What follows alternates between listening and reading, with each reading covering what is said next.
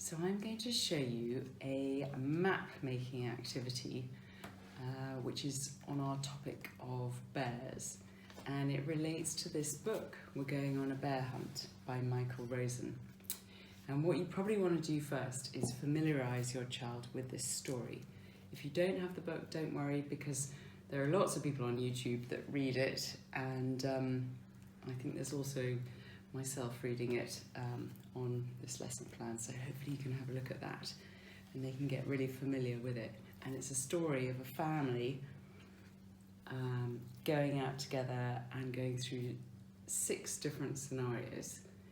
So what I've got here is a piece of plain paper, and the first thing that the family encounter is some swishy swashy grass. So I've got a little bit of green paper here, and what you could get your child to do is just cut some grass.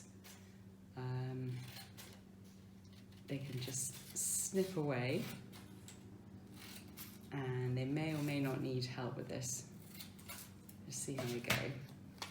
And when they've cut their swishy swashy grass, you can then stick it onto your bit of paper.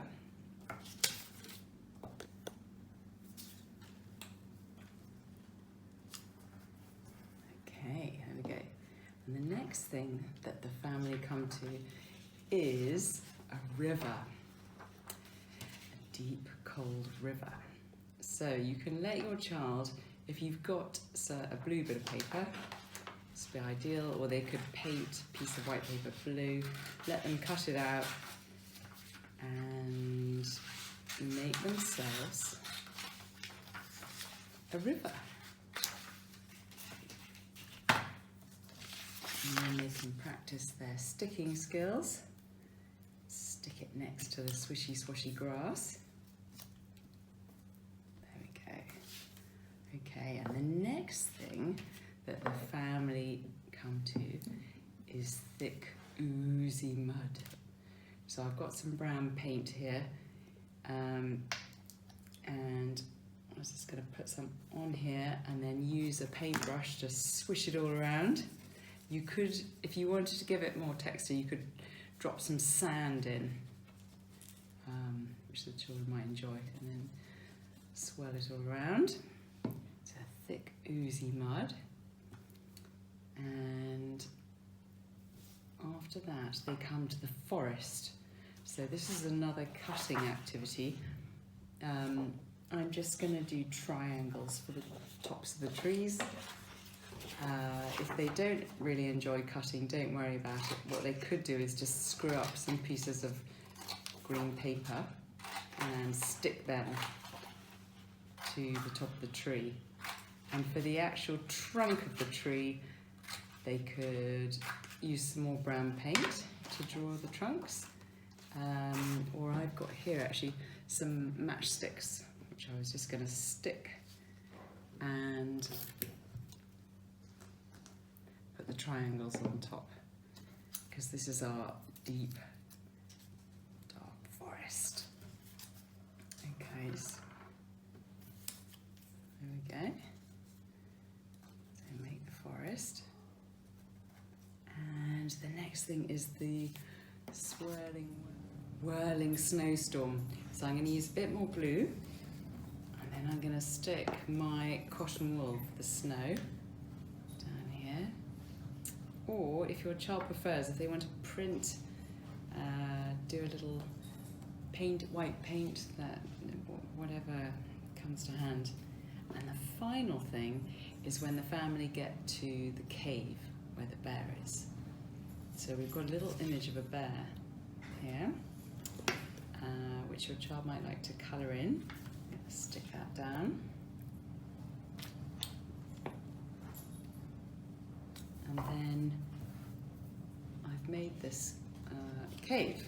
So a bit of brown paper, and it's going to open up. So I'm just going to stick that over the bear.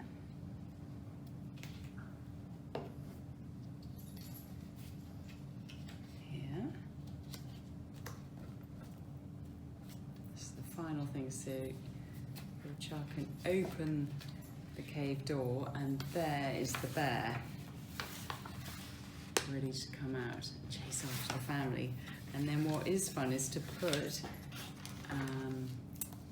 little markers to show which way the family went. So first of all, they went through the swishy swashy grass, and then over the deep, and then into the thick oozy mud, out the other side, and through the forest, the deep dark forest, and then into the swirling, whirling snowstorm, and finally to the cave where the bear is. So once you've made the map, and it might be quite fun for your child to make some binoculars for their bear hunt.